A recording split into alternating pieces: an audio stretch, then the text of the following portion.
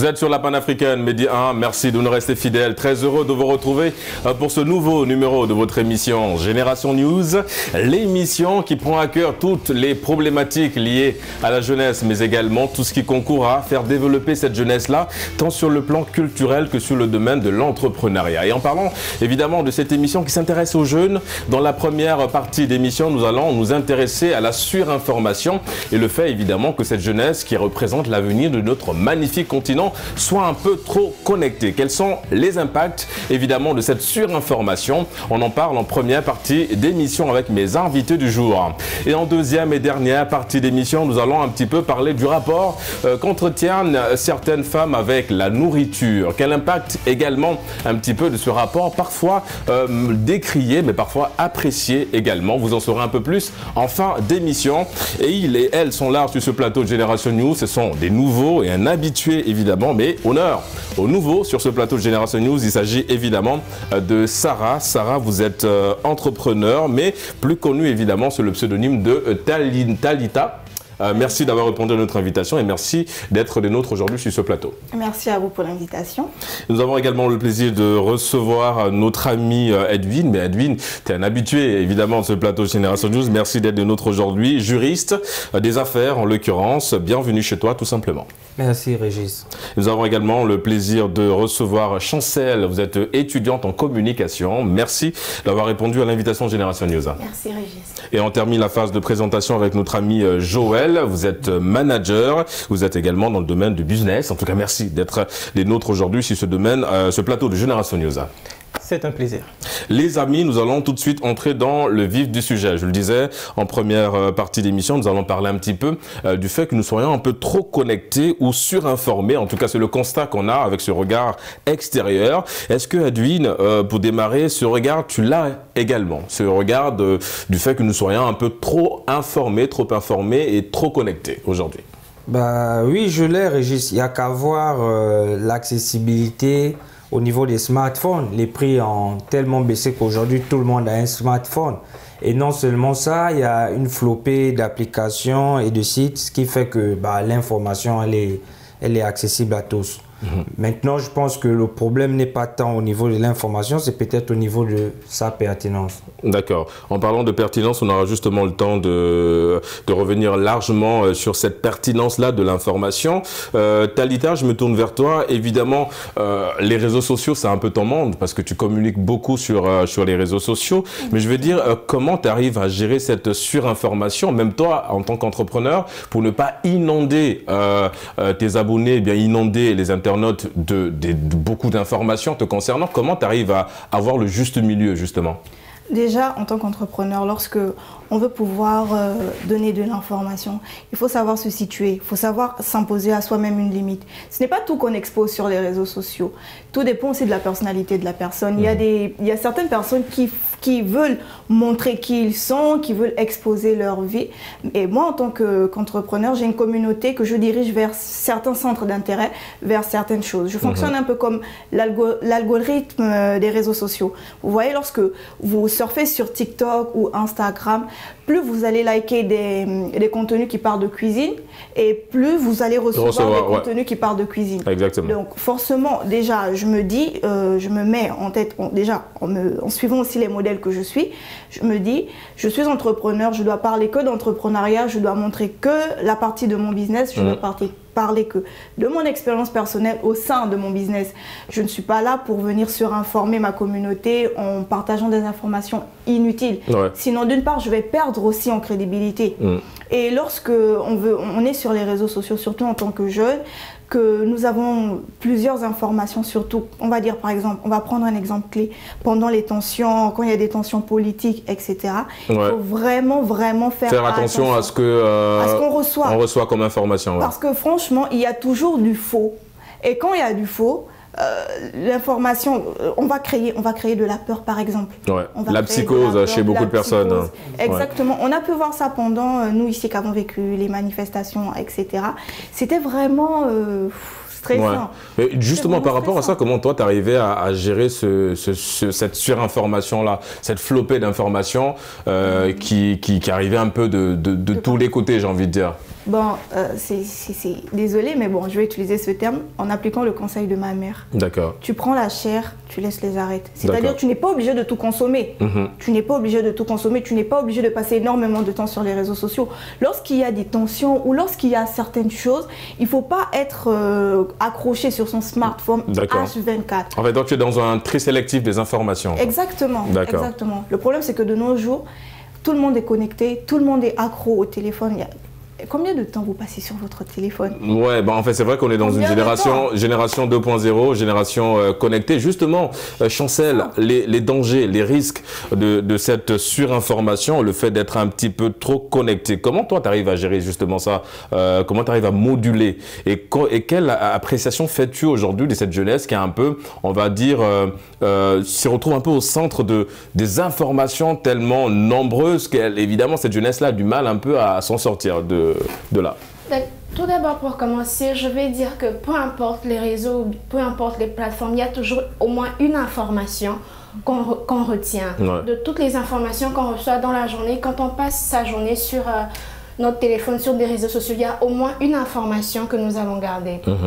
Et face à tout ce flot, il faut vraiment avoir des sources sûres et aussi réguler le temps qu'on passe sur Internet. Réguler le temps qu'on passe sur Internet et aussi connaître ses centres d'intérêt, savoir les sources fiables qui délivrent l'information dont on a besoin et l'information qui nous est utile en fait. L'information avec laquelle on peut améliorer nos compétences ou découvrir de nouvelles choses. C'est cette démarche que tu appliques par exemple quand tu vas sur Internet. Est-ce que tu as un temps bien défini? Je ne dirais pas que j'ai un temps bien défini, mais je m'ennuie très vite, donc c'est pour ça que vraiment le temps que je passe sur les réseaux sociaux est bien régulé et je sais exactement ce que je veux. Par exemple, quand je vais sur Facebook, c'est que j'ai envie de regarder, de lire des mèmes et j'ai envie de rire et tout ça. Donc je sais là où aller pour avoir ce que je veux. Donc connaître ses centres d'intérêt et savoir là où on peut avoir d'une information utile, enfin du plus, exactement. Ouais. La plus-value, c'est là où on est censé s'orienter. D'accord. Mon cher Joël, est-ce qu'aujourd'hui, comme on l'a dit, on est dans une génération connectée, on a tous une tablette, Edwin l'a souligné, on a tous un téléphone. Le coût aujourd'hui est un petit peu baissé, ce qui fait que tout le monde a accès à Internet, a accès à un téléphone. Est-ce que la course effrénée des likes, des partages, de l'exclusivité aujourd'hui ne plonge pas un peu cette jeunesse-là dans cette forme de dire, OK, on va être un relais, mais parfois le relais des informations qui ne sont pas vérifiées, qui ne sont pas vraies, tout simplement parce que bon voilà, on est entouré des informations, on n'a pas cette facilité à distinguer, comme l'a souligné Talita, de prendre la bonne information. On se dit bon, tout de suite, si c'est sur Internet, c'est que c'est vrai. Bah oui, effectivement, parce que comme Talita l'a mentionné tout à l'heure, c'est par rapport aux événements qu'on a vécu ici, c'était assez tendu et il y avait plein d'informations qui étaient là. Maintenant, il y a ce qui était vrai et il y avait ce qui était moins vrai. Et même dans le vrai, le degré de vrai n'est pas le même. Alors, en fait, quand tu dis moins vrai, c'est qu'il y a un soupçon de vérité, même si ce n'est pas vérifié. Exactement. On dit souvent qu'il n'y a pas de fumée sans feu. Donc, il y a une portion de vrai. Et par rapport à ces événements-là, une des choses qui était, par exemple, qui était relayée, on peut voir quelque chose, on nous décrit une situation et quand on se retrouve dans l'endroit peut-être où c'est censé se passer, on se rend compte que ce n'est pas vraiment ça. Et après, bon, il faut toujours revenir vers les réseaux sociaux, vers ce qui a été partagé et je pense qu'il faut avoir un regard très critique sur ça et de se dire, ok, cette information-là, elle est là, comment est-ce que je peux la vérifier avant de pouvoir même prendre une position par rapport à ça. Parce que je prends l'information, ça va créer en moi des émotions soit bonnes, soit mauvaises. Exactement. Et en fonction de ce que ça va créer en moi, ça va forcément me pousser à agir d'une certaine manière. Est-ce que toi, tu es du genre, désolé de t'interrompre, est-ce que tu es du genre, mon cher Joël, par exemple, si tu vois une information, supposons que tu es le numéro de Chancel, tu vois une information sur le statut des Chancel, même si tu as des doutes, est-ce que ça t'arrive parfois de dissiper ces doutes-là en allant vers Chancel en demandant est-ce que cette info est vraie ou bien tout de suite tu fais confiance à Chancel parce que tu connais très bien la personne et toi, à ton tour, tu partages l'information. Est-ce que tu as cette capacité à demander si la source est fiable avant évidemment de partager? Ok, alors pour moi c'est presque devenu un automatisme. D'accord. De vérifier à chaque fois les informations que j'ai. Parce qu'il m'est arrivé plusieurs fois de partager des informations, on va dire par suivisme, pour avoir des vues. Et le résultat n'était pas vraiment fameux. Et je vais dire, à cause de ces expériences-là... Les retours n'étaient pas... Ils n'étaient vraiment pas bons. Ils n'étaient vraiment pas bons parce que l'information n'était déjà pas véridique. Et l'information a porté préjudice à des personnes qui ont suivi cette information-là. Donc moi, après cet événement-là, dès que je vois une information, avant même de penser à la prendre pour moi ou de la partager, première des choses, je vais vérifier. Et je demande même éventuellement à la personne quelles sont ses sources pour pouvoir vérifier derrière. Avant évidemment de partager dans l'optique de ne pas choquer certaines personnes. Évidemment. Edwin, on parle de surinformation, mais on parle surtout de connexion à Internet, en l'occurrence avec l'avènement des réseaux sociaux. Justement, en parlant de l'avènement des réseaux sociaux, est-ce qu'aujourd'hui, le fait que tout le monde est un petit peu devenu journaliste avec son téléphone, le fait qu'on décide parfois de donner tout de suite la primeur de l'information, tout ce qu'on filme, on met sur les réseaux sociaux, est-ce que tout ça aussi ne vient pas un petit peu amplifier le phénomène de la surinformation avec parfois des données qui ne sont pas bonnes? C'est tout à fait cela, Régis. Je le signalais justement lors d'une discussion avec des amis.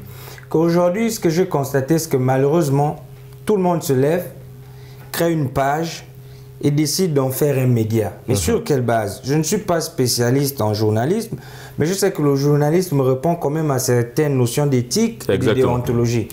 Mais qu'est-ce qu'on observe aujourd'hui? C'est qu'il y a une flopée de blogs, de pages officielles, de différentes personnalités ou d'individus quelconques qui mettent en place ces pages-là, qui prennent des infos en réalité, en fait, comme on l'a dit, ils prennent des infos ailleurs, souvent sans les vérifier, ils les relaient et ils ont un certain nombre d'abonnés. Comme les gens sont aussi friands de certaines informations, par exemple, tout ce qui tourne autour du people et du buzz, donc les gens sont abonnés à ces pages-là.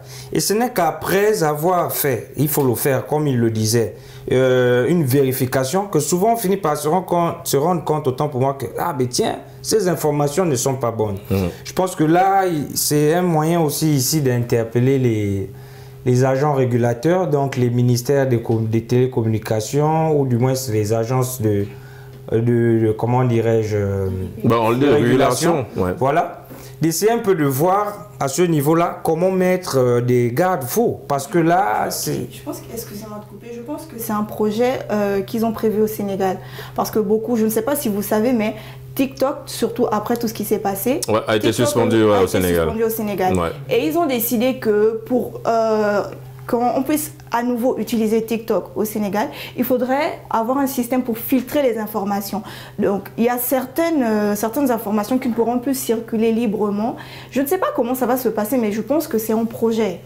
C'est pour justement éviter cette surinformation avec des informations qui ne sont pas vérifiées, qui ne sont pas, qui ne sont pas fiables. Est-ce que toi, par exemple, tu as cette conscience-là, Talita, cette conscience professionnelle et humaine, j'ai envie de dire, tout simplement de se dire, ok, il y a un événement, je filme, mais je ne suis pas obligé de publier parce que ça peut choquer une personne et parce qu'il y a des gens qui sont là pour le faire. Il y a des journalistes qui sont formés pour aller collecter les informations, les traiter, les vérifier surtout avant de les traiter. Ça, c'est le métier du journaliste, n'est-ce pas, ma chère Chancel? Parce que je rappelle que tu es diplômée en journalisme et communication, évidemment. Est-ce que toi, tu as cette conscience-là? Est-ce que toi, tu publies tout ce que tu filmes, par exemple? Déjà, pour parler d'abord sur le point de filmer tout et n'importe quoi, vous avez remarqué que de nos jours, on filme vraiment tout. C'est-à-dire qu'il y a un événement important, une personne est peut-être en train de se faire agresser, on n'aide pas, on filme. Et ça, déjà, le principe de non-assistance, la personne en danger. Et ça, c'est vraiment pour moi un phénomène qui est, désolé pour le terme, mais c'est répugnant. Parce que je me dis, on est arrivé à un stade où tellement les smartphones, c'est normal, on se balade avec, on a tout le temps un téléphone sur nous. On devient des potentiels journalistes. Voilà. Et c'est ça en fait, le problème aussi c'est ça, c'est même pas souvent l'information, mais qui partage l'information. Donc personnellement pour moi, déjà à cause de ce que je fais en tant qu'entrepreneur, je dois veiller à ce que je poste. Que ce soit dans le cadre de ce que je poste, que ce soit l'endroit où je suis, donc je ne dois pas tout filmer. Je ne dois pas tout montrer, sinon comme elle disait auparavant, je montre une partie de moi, je montre une partie de ma vie, etc. Je vais prendre un petit exemple de mon expérience personnelle. Au début, quand j'ai commencé, par exemple sur TikTok, je faisais des vlogs où je partais acheter certaines marchandises, etc. Après, il y a des personnes qui me demandaient, mais tu achètes où? Et au fur et à mesure, ça a aidé les concurrents. Donc vous vous rendez compte que... En fait, tu dévoilais ta stratégie. Voilà, je dévoilais, alors que je ne montrais même pas tant de choses. Donc vous voyez qu'au final, il faut savoir que ce n'est pas tout on filme, ce n'est pas tout on montre. Ce n'est pas toutes les informations qu'il faut donner. Qu'importe le corps de métier qu'on a, ce n'est pas tout qu'il faut dévoiler. D'accord. Donc il faut vraiment veiller à ce qu'on filme, vraiment veiller. Et moi, je fais vraiment attention. Attention à ce que tu publies sur Chancel. Et si je dois rajouter à ce que Talita vient de dire, je dirais que le fait de tout filmer, ça nous prive de vivre l'instant présent. Exactement. Parce que quand des gens sortent, ils vont dans des restaurants où ils doivent montrer la nourriture, tout ça, tout ça. Enfin, on a l'impression que ton téléphone mange avant toi. En effet, en effet. C'est exactement le cas. Et moi, j'insisterai plus à mettre l'accent sur vivre l'instant présent. Parce qu'on peut être dans un événement, un mariage, c'est beau. Oui, faire les photos, c'est beau, tout ça, mais il faut aussi avoir le temps de contempler ce qu'on a, enfin de tirer le maximum de plaisir. Enfin, le fait d'être trop connecté, à la base, c'est censé nous rapprocher, mais ça nous éloigne. Oui, ça nous éloigne, vraiment. Et il faut vraiment vivre l'instant présent, profiter des personnes qu'on a autour de soi et ne pas se centrer sur... mettre l'attention des autres sur nous. Il faut vraiment qu'on puisse vivre l'instant présent parce que après les années vont passer ou bien les relations vont passer. On ne va même pas se rendre compte qu'on a fait 10 ans avec cette personne. Exactement. Qu'on connaît cette personne. Et quand le temps qu'on passe sur Internet nous arrache le temps qu'on passe avec nos proches, les temps de qualité avec la famille. Exactement. C'est ce que je voulais ajouter à ce que Talita vient de dire. Oui, on va laisser notre ami Joël. Ensuite, on vient vers toi, Talita. Nous sommes en train de parler de trop connecté. Et en fait, je pense qu'il y a une question qui va avec, c'est connecté à quoi? Parce qu'on dit trop connecté, on a l'impression qu'on est connecté aux personnes qui sont autour de nous, on est connecté à notre vie, alors qu'en fait, je vais le dire comme ça, on est connecté à l'imaginaire, à des personnes qu'on ne connaît pas, qu'on ne voit pas, qu'on ne verra même probablement jamais. Et les personnes avec lesquelles on devrait être connecté, ce n'est pas le cas. Si en remontant un peu de base, l'Internet était censé nous rapprocher. Faciliter, nous rapprocher. Et maintenant, c'est vraiment ce qui sépare les personnes. Dans les familles, comme Edwin l'a dit, tout le monde peut avoir un smartphone. Un enfant, au lieu de passer du temps avec la famille, il est sur son téléphone. C'est ce que moi j'appelle en général la génération tête baissée. C'est-à-dire qu'on est tout le temps comme ça sur le téléphone. Et c'est ça. On traverse, on est dans des restaurants, on est comme ça, on est sur son téléphone, on n'a pas le temps de... Moi j'ai eu le cas, et ça, mon papa, il a une manière de faire que certains pourraient qualifier un peu de brusque ou autre. Quand on est à table, et ça même pour nous qui sommes déjà adultes, interdiction d'utiliser les téléphones. Si ton téléphone il est là, il sonne et tu l'utilises, il l'avait fait une fois et c'est un peu marrant de le raconter. La personne qui l'avait fait, il a récupéré le téléphone, il l'a mis dans la carafe d'eau. Simplement. Le téléphone, il était gâté. Mais c'était juste pour montrer à quel point ça peut être dérangeant. Mais aujourd'hui, l'idée même de faire quelque chose comme ça, ça pourrait paraître choquant. Alors que ces appareils sont là pour nous permettre de rester connectés les uns aux autres. Mais pourtant, ça nous sépare, ça nous éloigne. Et je pense qu'en fait, même la question que tu soulèves, elle est encore d'autant plus pertinente. Parce que, évidemment, je me tourne vers toi, Edwin, avant de laisser Talita le temps de rebondir sur l'argumentaire de Joël. On parle évidemment de fait, effectivement, on est connecté, mais connecté à quoi? C'est vrai qu'il y en a qui sont connectés aux informations pour le fait, évidemment, de te recevoir plusieurs fois sur ce plateau. On sait que tu es quelqu'un qui est très connecté sur l'information, sur des recherches en lien avec, évidemment, ta formation, mais tu es très curieux intellectuellement, tu vas un peu chercher plus loin. Est-ce qu'aujourd'hui, le fait d'avoir un peu toutes ces informations sur le monde, de façon générale, ce qui se passe un peu aussi bien ici, au Maroc, au Gabon, au Congo, partout en Afrique et à travers le monde, et on voit également ce qui se passe aujourd'hui, il y a des jeunes qui se font enrôler dans des situations qui ne sont pas parfois très intéressantes. Est-ce que quelque part aujourd'hui, la surinformation n'est pas aussi devenue un outil de manipulation pour la jeunesse? Oui, bien sûr, c'est un outil de manipulation pour la jeunesse. En fait, c'est comme je l'ai dit d'emblée, que le problème n'est pas tant au niveau de l'information, le problème est au niveau de la pertinence de l'information, du traitement de l'information et je dirais de la réception de l'information. Parce que tout le monde peut être apte à recevoir. Mais est-ce que toutes les personnes sont aptes à pouvoir recevoir une information, la traiter avant de la diffuser? Ou même d'émettre un doute, d'être sceptique sur une information. Voilà, justement. Parce que qu'est-ce qu'on observe aujourd'hui? C'est que nous sommes de très gros consommateurs. C'est-à-dire, on prend tout ce qui vient sans filtre. Et c'est là le danger justement.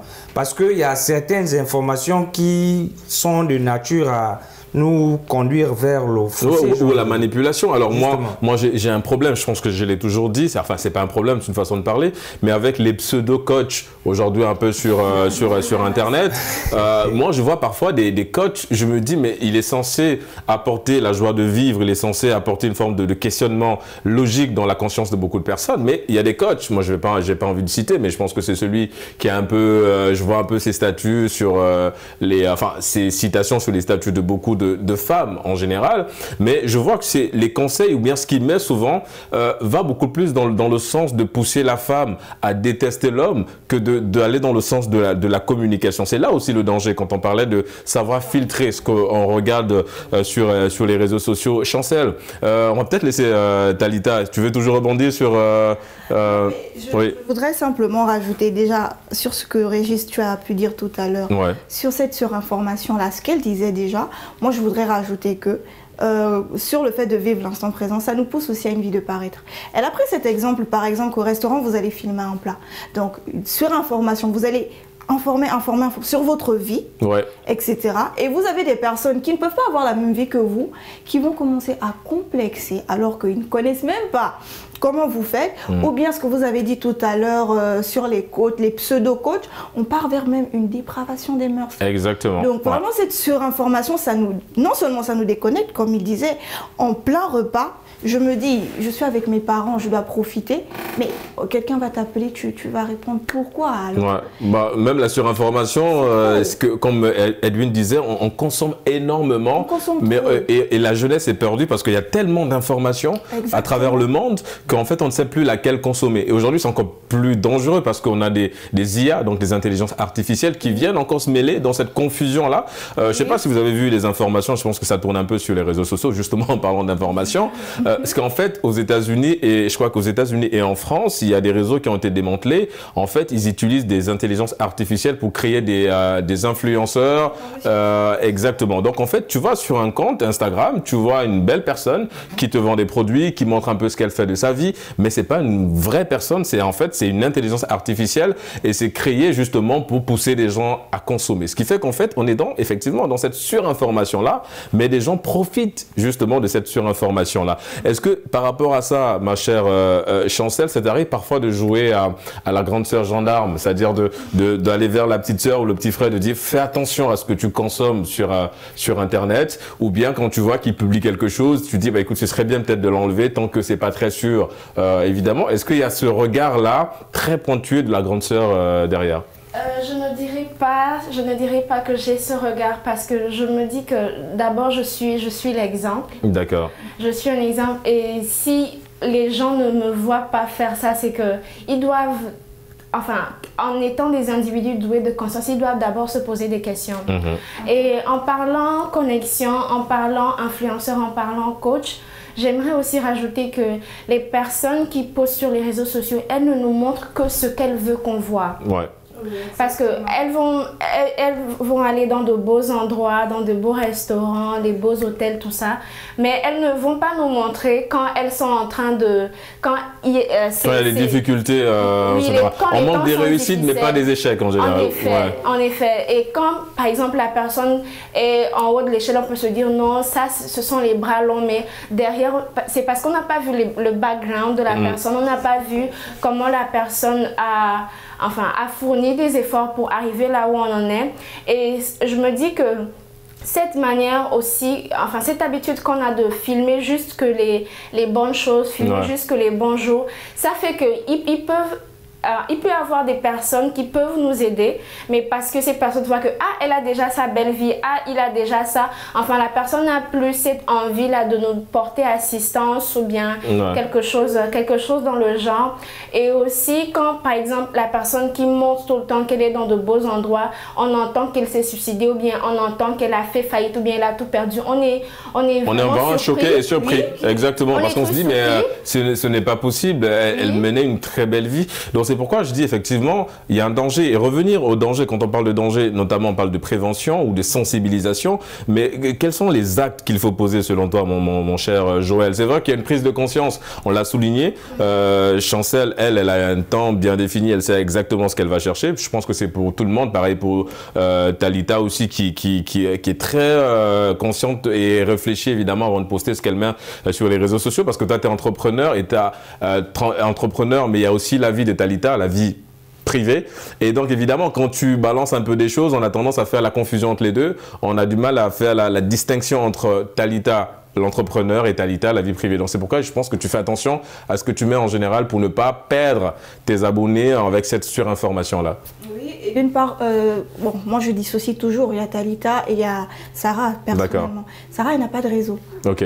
Personnellement, j'ai pas... Il n'y a pas un doublement de personnalité, on est d'accord? Non, mais quand tu as ta vie privée, tu as ta vie privée, mais moi, je n'ai pas de réseau. D'accord. Si j'ai commencé à créer, que ce soit Insta, TikTok ou quoi que ce soit, c'est à cause de mon rôle en tant qu'entrepreneur, etc. et tout. Et je voudrais aussi rebondir sur ce qu'elle dit. Oui, en quelques mots, parce qu'on arrive au terme de cette émission, vas-y. La première partie, en l'occurrence. Je voudrais rebondir sur ce qu'elle disait tout à l'heure, sur le fait de montrer les efforts. Moi, de mon expérience personnelle, les consommateurs n'aiment pas ça. Personnellement, lorsque j'ai démarré, je montrais un peu, on va dire, le côté travail, le côté vraiment, etc. et tout. Quand tu bosses, tu peux bosser comme ça, comme il est là, tout Régis, il est tout frais, tout beau. Bah merci. Ou bien quand il va, on va dire peut-être partir en reportage et marcher. Mais les consommateurs n'aiment pas. Certaines personnes sont venues vers moi et m'ont dit non, tu n'es pas censé montrer ça. J'ai dit je suis désolée, si je travaille jusqu'à 3 h du matin, je montre que je travaille jusqu'à 3 h du matin pour que lorsqu'on va voir qu'elle est arrivée à un certain niveau, on va dire que ben oui, elle travaillait. On a vu les efforts qu'elle a fournis. Mais majoritairement, ils n'aiment pas. D'accord, justement, on va marquer une courte pause, mais vous avez bien mangé, rassurez-moi. On marque une courte pause et on se retrouve dans une poignée de minutes. À tout de suite.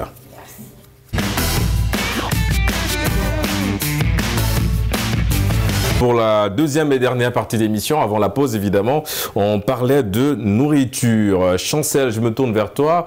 On a besoin un petit peu de comprendre ce rapport assez particulier que les femmes ont avec la nourriture. On sait que les femmes aiment bien découvrir des nouvelles saveurs, d'apporter d'autres goûts à leur palais, effectivement. Mais on se rend compte qu'il y a un autre rapport assez particulier avec la nourriture. Parle-nous un petit peu de ce rapport. Est-ce que c'est le cas pour toi? Comment expliquer que la femme aujourd'hui un rapport assez très particulier avec la nourriture? Tout d'abord, pour commencer, je dirais que les femmes aiment beaucoup la nourriture, peu importe que ça soit un aliment de consistance ou bien des snacks. Ouais. Et pour les snacks particulièrement, je dirais que peu importe à quel point une femme est rassasiée, elle a un estomac à part pour les snacks. D'accord. Elle sépare la partie qui doit prendre les aliments de résistance et la partie pour les snacks. D'accord. Parce que c'est vraiment un moment de réjouissance. Et même si elle est rassasiée, il faut qu'il y ait un petit truc à grignoter. Il faut que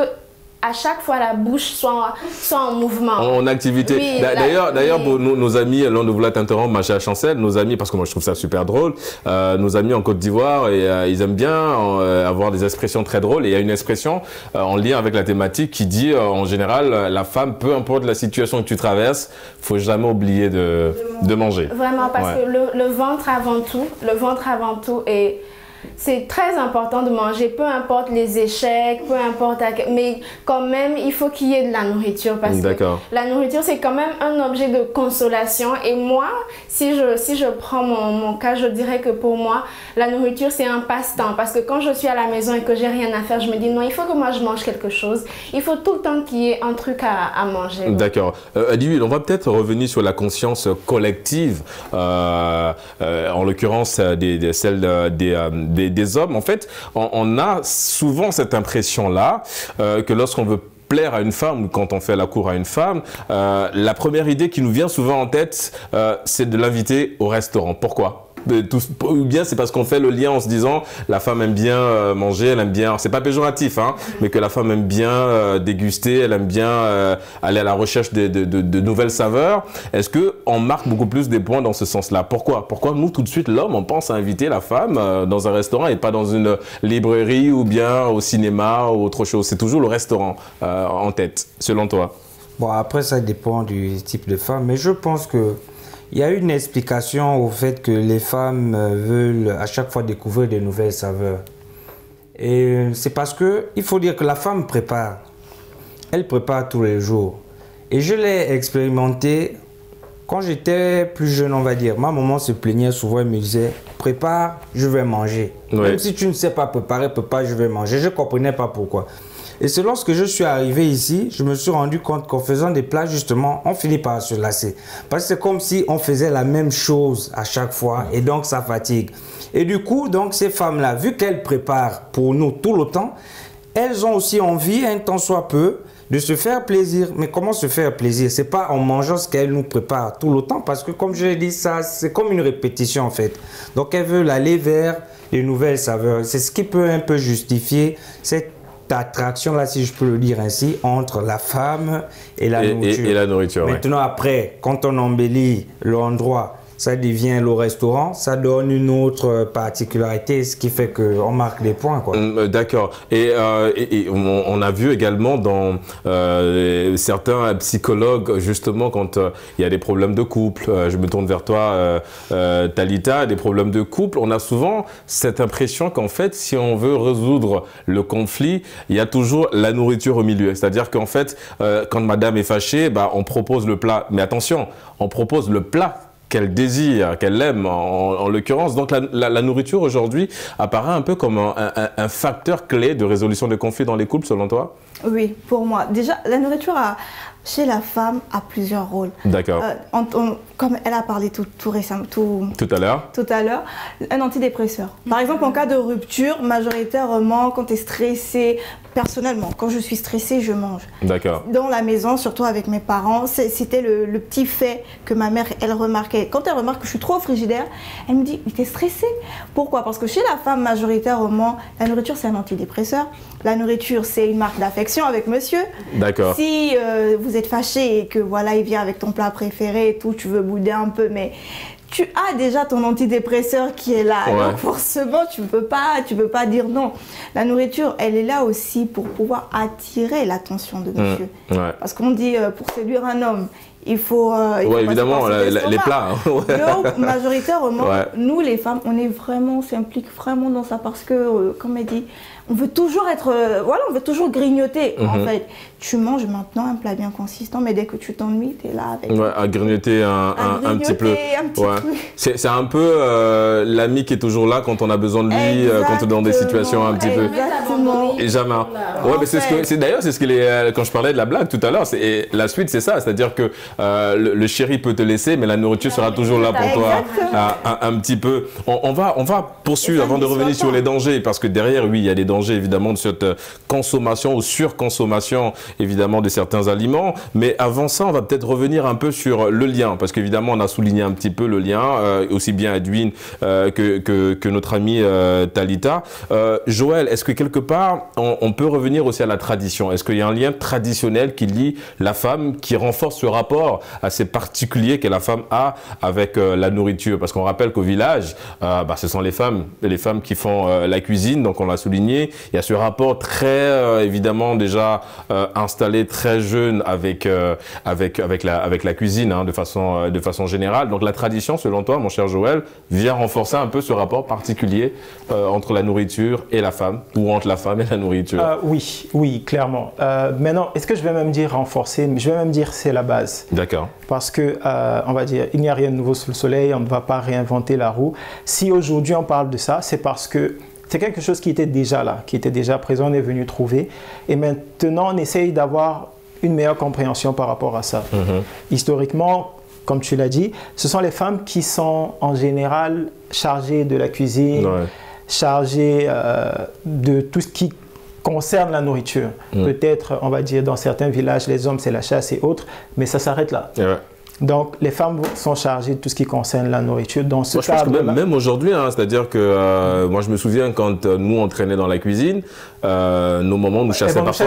Exactement. Parce qu'elles nous disent souvent que c'est pas approprié pour les hommes de se retrouver dans la cuisine. Et c'est ça. Donc, déjà, ça, c'est un fait. Maintenant, vu que les femmes ont l'habitude de faire ça, ça peut être perçu aujourd'hui, en tout cas, je pense, surtout sur les réseaux sociaux, comme étant une charge dont les femmes aimeraient parfois se défaire. Ouais. Et donc, quand la nourriture leur est apportée, autre que celle-même qu'elles ont dû faire elles-mêmes, ça fait un plaisir supplémentaire. Et Talita l'a dit, en plus de ça, c'est un antidépresseur. Ça ne fait que rajouter les raisons qui poussent la femme à pouvoir apprécier surtout cette nourriture-là, qui ne vient pas d'elle-même. Donc, quand il y a un souci d'apporter un plat, déjà qui n'est pas fait par elle, un plat qu'elles aiment, on marque des points. Ah bah oui, ça s'accumule. Oui, en plus, quand c'est fait par monsieur aussi, on marque. C'est ça. Ah bon, donc ça ne fait que ajouter. Et oui, donc dans ça on voit tout ce que ça implique pour la femme par rapport à la nourriture. Je pense qu'il y a encore beaucoup d'autres choses. Et là, je pense que c'est en fonction des femmes. Il y en a oui, c'est comme Edwin l'a souligné, c'est pas toutes les femmes qui sont évidemment qui ont un lien très fort et très particulier ou rapproché avec la femme. Oui, Chancel, tu veux rebondir Oui, si pour ajouter à ce que Edwin vient de dire. Je dirais que tout d'abord, la femme, quand elle prépare, c'est elle qui goûte la nourriture avant les autres. Ouais, donc c'est déjà un outil de pouvoir, de domination, parce qu'elle sait déjà ce que les autres vont manger. Elle connaît déjà le goût. Bon, domination, c'est peut-être un peu trop fort. Oui, un peu trop fort. Comme c'est les femmes, il faut quand même que je... Bon, d'accord. Ça, oui, peut-être le pouvoir, dans le sens où notre pouvoir, ou de bienveillance aussi, c'est-à-dire que ou de prévention. Je goûte pour voir voilà, si c'est pas bon, je saurais comment réajuster exactement. Réajuster tout ça. Et par rapport au choix du restaurant pour les rencontres généralement, je dirais que le restaurant, selon moi, plein de gens le choisissent parce que c'est beaucoup plus commode par rapport aux autres endroits. Parce qu'au restaurant, tu es libre de choisir ce que tu veux manger. Alors qu'à la librairie, c'est pas tout le monde qui peut s'y sentir à l'aise. Et si je prends le... Non, en fait, moi, ce que je voulais savoir, c'est pourquoi il y a ce côté systématique. C'est-à-dire que quand tu vas vers une personne, le premier rendez-vous, c'est toujours le restaurant. Ou bien même quand vous êtes à la maison, il y a toujours ce principe de nourriture. Vous pouvez commander une pizza, vous pouvez commander à manger, un burger et tout. Il y a toujours ce lien. On a l'impression qu'en fait, si on veut créer un link avec la personne, bah, il faut installer un petit peu la nourriture au milieu. Je suis d'accord parce que d'abord, il y a le choix des plats, la personne est libre. Et je me dis aussi que plein de gens choisissent le restaurant parce que c'est commun que beaucoup de gens préféreraient le restaurant. C'est pas tout le monde qui aimerait aller à la librairie ou au cinéma. Et aussi en mangeant, je pense qu'en mangeant, on peut analyser quelqu'un, comment la personne se comporte, quel genre de personne elle est. Et ça donne beaucoup de points dans la relation.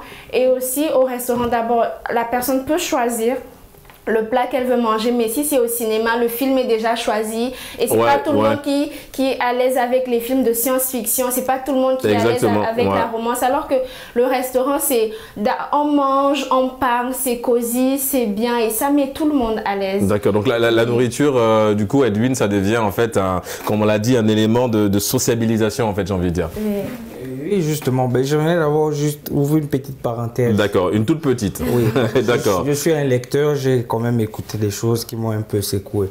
Il faut dire aussi qu'à la librairie, on a le choix, selon nos émotions, selon nos sensations, comme au restaurant, de choisir ce qu'on veut déguster comme ouvrage. Maintenant... Bon, après, c'est selon. Maintenant, après, pour revenir sur la nourriture, bien évidemment, c'est un élément de socialisation. Parce qu'il faut le dire que c'est autour de la nourriture, justement, comme elle a dit, qu'on tire certaines informations d'une personne. Mais c'est la nourriture aussi qui permet de resserrer les liens. Oui, il n'y a qu'à voir au Sénégal. Et un peu partout, quand on mange, en général, on est autour... Parce que les gens ne comprennent pas, par exemple, la notion de manger ensemble. C'est vrai, ici, c'est dans des bols ou dans des grands plats, c'est selon. Chez les autres, c'est à table et on demande à tout le monde d'être là au même moment. C'est parce que pendant ce moment-là, il y a justement l'échange.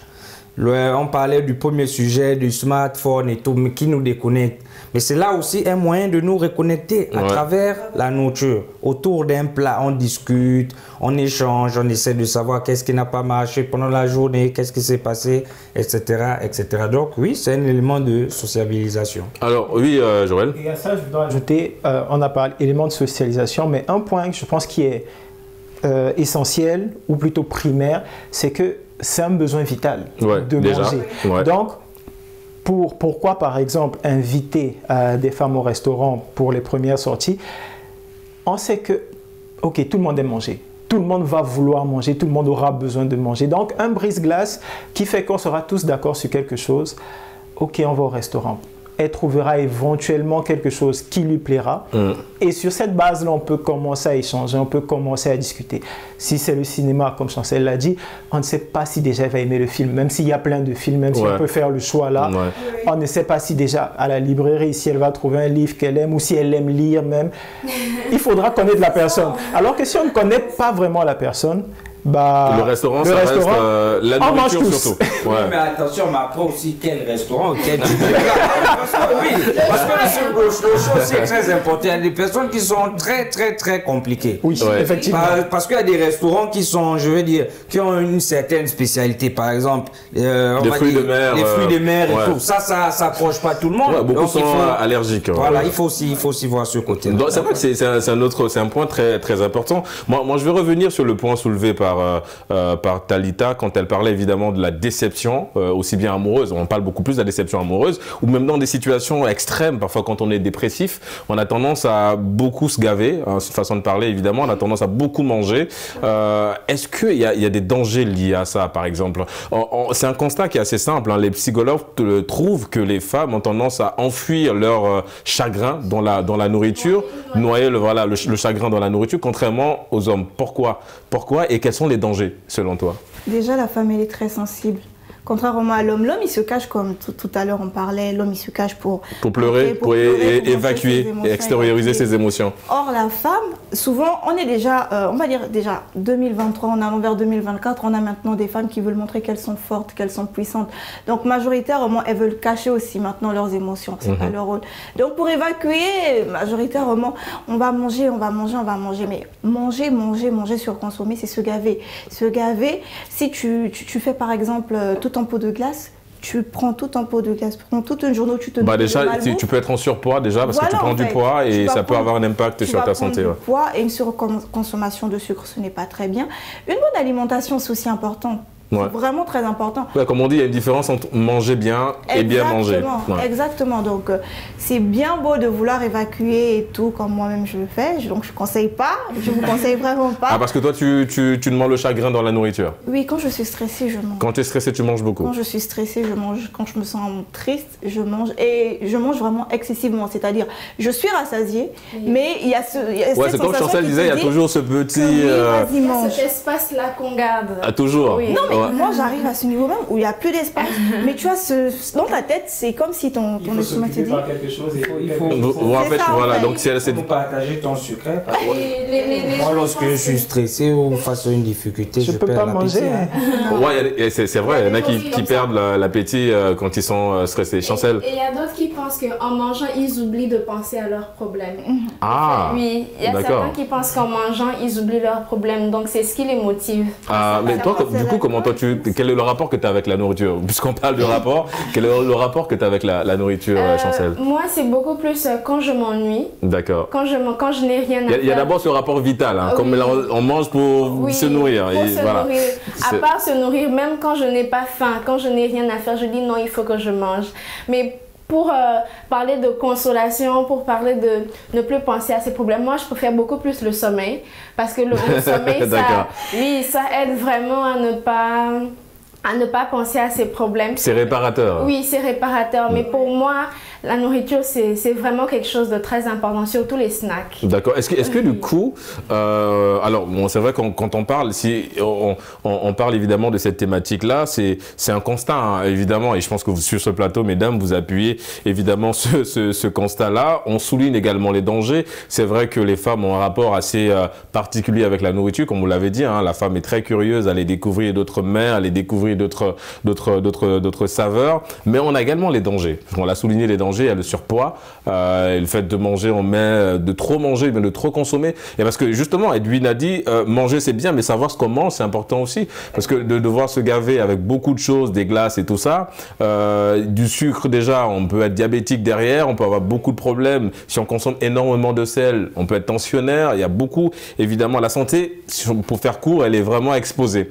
Du coup, que faut-il faire, mon cher, selon toi, Joël? La sensibilisation, c'est bien, mais comment surtout sensibiliser? Est-ce qu'il faut sensibiliser? Est-ce qu'il faut dire aux femmes, faites attention un petit peu avec le rapport que vous avez avec la nourriture, il y a d'autres moyens d'évacuer, comme on a parlé du sommeil, hein, notre ami Chancel qui dort énormément. Oui, mais comment justement réguler un petit peu ça selon toi? Oui, alors la sensibilisation... tu ne parleras pas au nom de toutes les femmes. Hein, ah non, absolument pas. Mais tu parleras à ton nom je et ne me mettrai absolument pas sur cette lancée-là. Alors la sensibilisation, oui, je pense que c'est très important. Et de ce que moi j'ai vu, je pense que ça devrait commencer par nos familles. D'accord. Parce que c'est très souvent dans les familles, en tout cas la famille africaine, qu'on apprend, qu'on tire certaines habitudes. Et pas au travers des parents, au travers des mamans, surtout pour les femmes, de pouvoir avoir cette sensibilisation-là, de faire attention à comment on traite le corps. Pas dépendamment des sentiments, parce que bon, comme Talita l'a dit, les femmes sont très sensibles, mais que ça ne soit pas quelque chose qui vienne endommager la santé. Parce que parfois, les sentiments peuvent être mis à un niveau qui impacte tout et on ne prend pas en compte ce que ça peut impacter derrière. Exactement. Alors qu'il faudrait pouvoir mettre tout sur une balance, de savoir que, ok, les sentiments sont là, il faut traiter, il faut faire également attention à la santé. Et je pense que là, le rôle de la famille et des proches, c'est très important pour pouvoir dire, ok, tu passes par ça, mais ça également, ça va devenir un problème que tu vas devoir régler si tu ne gères pas bien ici. Ouais. Donc, je pense que la sensibilisation, principalement, ce sont les personnes autour de nous. Ouais, les proches. Est-ce que toi, ça t'arrive parfois, Talita, quand tu étais évidemment dans cette situation un peu compliquée, de t'être rapproché de papa, enfin, papa, c'est façon de parler, mais je veux dire, de maman beaucoup plus, ou bien des grandes sœurs, pour dire, bon, en ce moment, je vis une rupture et ça me pousse à beaucoup consommer. Est-ce que tu en parles autour de toi, ou bien tu te dis, ce n'est pas important, tu vas réussir à en sortir toute seule? Bon, déjà, je suis une personne, quand il s'agit de mes émotions, je ne parle pas. Je parle très rarement. J'ai un cercle assez fermé, donc pour mes émotions, forcément, je m'exprime, mais qu'à mon cercle fermé. Mais il faut dire que la première action que je vais poser, c'est d'abord de me nourrir, en fait. C'est vraiment parce que quand l'action se passe sur le moment, tu n'as pas le temps facilement de prendre ton téléphone ou d'aller vers une amie ou un de tes amis. Pourtant, c'est plus, en fait, t'es plus à l'aise à l'idée de pleurer devant une glace. Voilà. D'accord. Je regarde un film qui me plaît et puis je mange. Là, au moins, je déstresse, j'évacue et puis après, je peux aller parler tranquillement. D'accord. Ce qui m'arrive. Mais suivre le film sans manger, c'est pas possible. Non. Ma Chancel, elle a répondu direct. Non, la saveur n'est pas la même. C'est pas du tout la même chose. C'est pas du tout la même chose, surtout quand vous faites une petite soirée solo à la maison. Ouais. La nourriture permet de rester éveillé devant le film, en fait, surtout quand c'est Edwin n'est pas d'accord. Je voulais signifier ou signaler depuis. En fait, le problème ici, c'est qu'on interdit aux gens de manger. Bien sûr, ça il faut le rappeler déjà. Voilà, il faut bien manger. Bien manger, c'est quoi? C'est pas manger aussi tout et n'importe quoi. Quand elle dit que manger permet de tenir devant un film, j'ai bien envie de savoir, une glace, c'est bourré de sucre et c'est très lourd. Ouais. Ça permet de rester éveillé. Non, ça dépend peut-être de ton organisme, mais je sais que la glace, c'est lourd. Par exemple, une pizza, c'est très lourd. Après, on va dormir, il faut digérer aussi derrière. C'est compliqué de suivre un film. Donc, ici, ce qu'il faut comprendre, c'est que on mange pour satisfaire un besoin vital, certes, mais il faut faire attention à sa santé. Ouais. Et si on remarque bien, en fait, on perd ça dans nos cuisines. Avant, en réalité, lorsqu'on préparait, la nourriture ne servait pas seulement à combler ce besoin vital, mais ça servait aussi à soigner. Je ne sais pas si beaucoup l'ont remarqué. Il y avait des produits qu'on mettait pour, par exemple, les yeux. Moi, aujourd'hui, je me retrouve avec les lunettes. Ça ne devait pas être le cas. Il y avait des produits pour éviter la perte des cheveux, il y avait des produits pour faciliter la digestion, ainsi de suite. Ouais. Mais aujourd'hui, qu'est-ce qu'on mange? On mange des produits qui nous conduisent plutôt vers la maladie. Ouais. C'est ça qu'il faut éviter. Beaucoup de produits chimiques. Donc les femmes, s'il vous plaît, c'est vrai que c'est un péché mignon, mais faites attention. Mais c'est surtout ça en fait, c'est le péché mignon. C'est vraiment un péché mignon. Et ouais, bah, petit qu'il soit, il est mignon. Mais... il n'est pas petit, c'est tout. Ouais, évidemment. Non, après, il faut rappeler que c'est pas toutes les femmes qui ont ce rapport assez particulier avec la nourriture, mais il y a des femmes, comme vous l'avez souligné encore sur ce plateau, mesdames, qui vous êtes très à l'aise avec le fait de manger. Ça, vous l'avez dit, c'est un antidépresseur, ça permet de créer un bonheur. Évidemment que quand on est en couple, quand monsieur apporte à manger, tout de suite il y a le sourire derrière et ça facilite évidemment la cohésion et le bonheur dans le couple. Donc, comme on l'a dit, c'est un élément, même dans la famille, évidemment. Quand papa rentre avec un gros sachet de poulet, là, c'est le bonheur assuré. Tu sais que tu vas pas aller cuisiner. D'accord. Vous asseyez juste et vous mangez en famille. Est-ce que c'est pas aussi à ce niveau-là? Est-ce que c'est pas à ce niveau-là? Parce que en général, les femmes se disent, ok, tant qu'il y a de la nourriture, voilà, qu'on a commandé, ça va. Je serai pas au fourneau aujourd'hui, donc ça fait plaisir aussi quelque part de souvent sortir un peu de cette zone-là, en fait. C'est ça aussi. Majoritairement, on n'aime pas toujours consommer notre propre nourriture. D'accord. Comme il disait, je sais pas, je pense que c'est Joël. Oui, Joël qui disait ça. C'est épuisant. À un moment donné, tu manges tout le temps la même chose.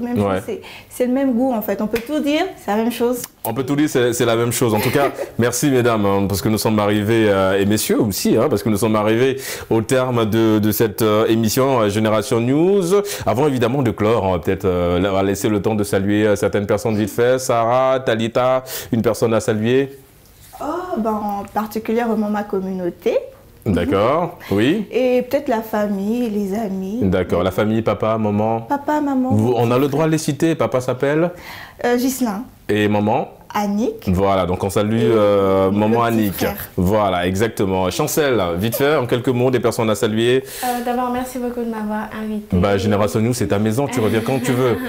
Je salue Henri-Pierre, mon petit-père. D'accord, on salue le petit-père. Oui, mon D'accord, ok. Donc, on espère que le grand-père ne va pas se fâcher. Non, bon, d'accord. Joël? Alors, moi, je veux saluer ma maman Clémence. Ça fait, je pense, 7 ans déjà qu'on ne s'est pas vu, donc... gros bisous à maman Clémence depuis Yaoundé, elle est à Douala ou à Yaoundé? À Douala, donc au Cameroun effectivement. Salut maman, ça fait 7 ans, faut penser à rentrer quand même. Hein. Il faut penser à faire un tour, aller dire bonjour à maman. Edwin? Et moi, je salue ma tante Nicole qui me regarde quelque part au Gabon à Libreville et lui souhaiter un agréable anniversaire. Joyeux anniversaire, évidemment. Les amis, merci d'être venus sur Génération News. J'espère que vous avez pris plaisir d'être sur cette émission et d'avoir participé à cette émission. Vous revenez quand vous voulez, hein, évidemment, parce que c'est la famille Génération News. Vous l'aurez compris, c'est la fin de cette émission. Merci de l'avoir suivi. On se donne rendez-vous samedi prochain pour d'autres thématiques liées à la jeunesse, évidemment. Et d'ici là, quoi qu'il arrive et quoi qu'il advienne, n'oubliez pas, gardez le sourire en compagnie de nos programmes.